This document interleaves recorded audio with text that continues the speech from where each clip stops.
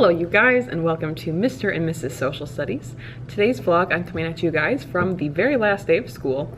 Now, granted, the 8th grade students graduated last week, and Friday we had the step-up day, so I actually haven't had students this week. I've actually had time to get some work done in the room, which feels very lucky, so I am definitely incredibly appreciative about that. I know there were probably most years where I always felt like I was rushing through things at the end, whether it was just like in college with final assignments and getting packed up to move back home for the summer, or even first couple years of teaching where you want to take care of things in the room or with your materials and you just can't. So I have really appreciated the time. Let me go ahead and show you guys what the room is looking like right now. So one of the things that had to be dealt with is the back counter had to be completely cleared. So a lot of this stuff are just things that I'll be turning in today that I need to take care of. So we're pretty much there, and just some of my own stuff, my lunch. I took some stuff off the wall, but we are allowed to keep some things up if we don't need our rooms cleaned, which honestly, my room seems fine. We had to turn in some of our tech items. This table's all empty here. I did take down my bulletin boards. To be honest, they were both kind of useless ultimately, but I'm excited for what I have coming up next year. So with the bulletin boards, what I'm planning, on the bigger one that has the different pictures around it, it will be where have our students been, and I'll put the name of the school, but where have our students been, and there will be a map of the United States as well as a map of different continents. And the maps won't be too large so that then students can bring in photos of where they've been, photos of themselves, and we can put those there. So not only does it incorporate the students, like they can see themselves on the wall, but also celebrates the diversity. I did this at my past school and I just had a map of the US, so like when kids went on vacation and stuff, but we've definitely got a much more global community here, and I know many students, at least for my past students, are gonna be out of the country this summer. So I figure that's a cool way to bring in diversity, and it also fits into like some of the geography themes that we incorporate. And then this board that's completely blank, it is going to have a blue background as well. It's going to say Soar to New Heights, and it will be I'm gonna have hot air balloons that I'll just cut out probably in a very basic way. And then on each hot air balloon, there's going to be a different activity they can do for like early finishers. I haven't come up with the exact list yet. Once I do, I will link it below, but it probably actually won't be till like when it's time for the year to start. But with that in mind, I want to do a better job of having activities for people who are already finished, and it can be a variety of cool things. It could be social studies related things, such as different interesting topics that they could research to learn more about, or also it could be things even related to just being a good person and kindness, like write a kind letter to another student, teacher, staff member, family member, something like that. There could be some extra credit components with that, but I just want to have a clear place that I don't have to do much prep work during the year, but if a kid's finished with an assignment early, I can say, well, you can go check that out. I think that's one of my reflections. This past year, I didn't really have set activities for early finishers, and so it was basically like, you could read, you could work on other homework, or you could play games on the computer, because honestly, the 8th graders love that, but that sometimes created problems because certain kids would try to play the games on the computer during other class time, and there might not have always been clear boundaries like, well, they get to play games. Well, yes, but they finished their assignment. So I'm done with that. So this year it'll either be silent read, work on other homework, or go to the early finisher board and pick an activity. So I'm looking forward to that, and I'll be, I'm sure, letting you guys know how it ends up going. I also took most things off my cabinets here. In terms of the rules and guidelines, I'm gonna be changing a lot of that up, and I really want it to, when the kids walk into the room, be completely ready. As I've said many times before on this vlog, I really want to apply all of the lessons that I learned this year, and so being so clear right from the start of what I'm expecting, and also enforcing it very strictly right from the start, is very important. So I'll be taking care of that, and I want these cabinets to reflect that. Obviously, like, there's some Spanish posters up there. I took down a lot of my other stuff. I will be putting more of that up, but I just want it to be so clear, like no exceptions. I love to even essentially have like all the terms and conditions, if you will, up, so if a kid's, you know, questioning something, it's like bam, right there, it's written out. Sorry. I'm still going to keep this area for homework and the agenda for the day. Still keeping these pictures here up at the top. if you're looking for a really affordable hack to decorate your classroom, especially if you're a social studies teacher, go get those like bargain books, either like a used book or those coffee table books that have beautiful photographs, and rip it up, cut it up. And I mean, this thing, originally the book, I know I mentioned this in a past video, but originally the book was from an ex-boyfriend back when I started teaching. Ripped it up, cut it up, perfect. We divided up the pictures between myself and Jake. And because it was a good book, I actually bought a used one online for $4. So I still actually have the book. And then it's cool too, because if a kid's like, hey, what's that? I can be like, actually, you can go take a look here in this book and read more about it. So that's also pretty cool. So that's a great strategy if you're looking for affordable classroom decor, because sometimes those posters are so expensive. That might be why you see in my room I pretty much don't have those posters that you buy, because I'm just too cheap. So that's a little bit of a quick room tour here, but as far as an update, I first of all want to say thank you to all of you who have supported this channel this past year. It was really cool to be able to create this. We created it, I guess technically back at the end of June last year, but we didn't start uploading much until like late July or August. And it's been cool to kind of explore the avenue of a teacher YouTube channel and come up with kind of what the best fit is for me and where I want to take things. So as far as what's coming up here, a couple things to expect. I am going to be not really posting much here for the rest of June and July. Jake and I were calling it basically, or at least I'm calling it, our last international trip before kids. So when we were thinking about our summer plans, we thought, okay, what places do we want to visit? Where do we want to go?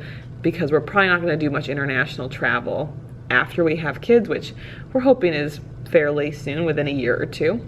We kind of listed out all those places, and so it's a 7-week trip that we take 1 week from today, and we're gonna actually be going to 9 different countries. And with these, we start out traveling for 2 weeks with my parents and sister.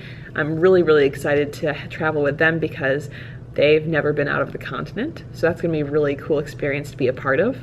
We're going to go to Iceland, Poland, Germany, Austria, and Italy with them. And then Jake and I are going to continue on to Greece, China, Indonesia, and Australia before we return back home. We get home the day before Jake has to be back for summer running with cross-country stuff for coaching. So pretty much right till the very end there, but we wanted to make the most of it because, again, I know that when we have kids, like, we're very, very excited for the stage of having kids, but obviously you can't do giant trips like that anymore, or gosh, I cannot imagine bringing a little one on the plane for that long as some of those flights will be. So because of that, you're not going to see much on this channel. However, if you are interested in following along on those travels, I will be posting travel vlogs on my main channel, Abundantly Minimal, as well as some pre-recorded videos on that channel. Not teaching related necessarily, although I'm sure I'll have some good teaching related travel tips and info when we come back from the trip, just from some of the things. Jake and I are very much museum people and nature people, so there will be, I'm sure, a lot of that to share. Also, in terms of what is expected for next year, two, I guess, big directions for the channel that I'm really excited about.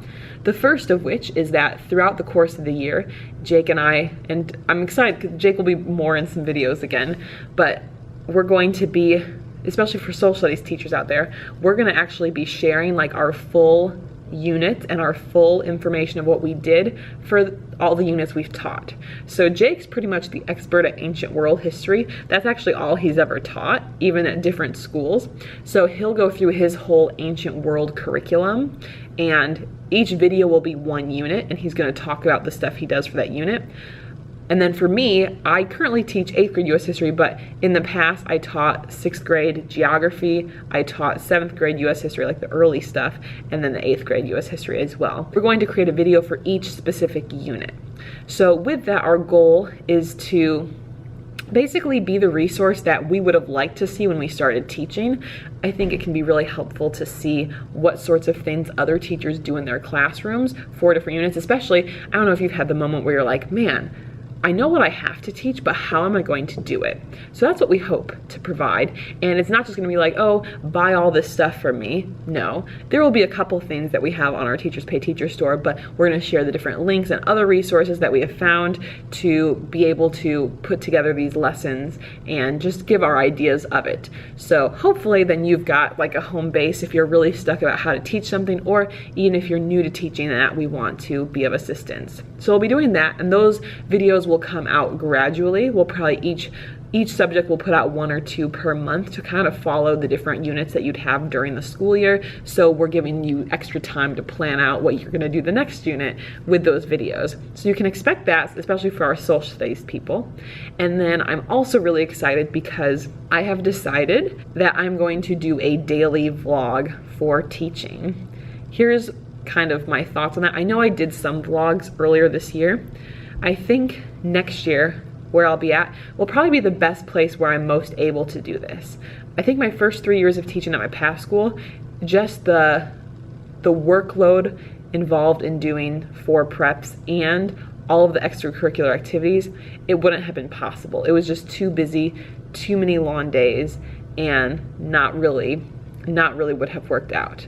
This past year, I know I did some vlogging, but it was kind of a mix of focusing on balancing the different things that were going on. So, new school environment, learning a lot of different skills related to classroom management.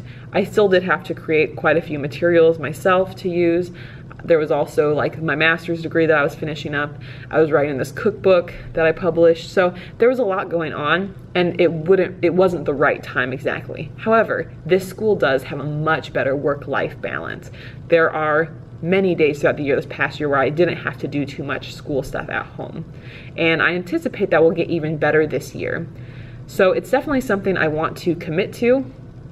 I think in a past video I was talking about, I was very excited. My schedule had at least temporarily changed, that I'd have planning time first, which I was very pumped about. It turns out we're going back to our old schedule that we had, which is not as great of a schedule for my own needs, I guess, but it is better for doing a vlog because then I've got more time at the end of the day so I can tell you guys kind of like what happened and all of that. So I am going to do a daily vlog. Each vlog will probably be pretty short. I'll give you kind of an update at the start of the day of what we're gonna do, maybe share like a different tip or story that came up from that day, and then I'd like to share some like final thoughts at home based on like what I was working on. So with the daily vlogs, one thing that's really important to me is to make sure I'm always adding some value, providing some sort of tip or guidance or story that benefits.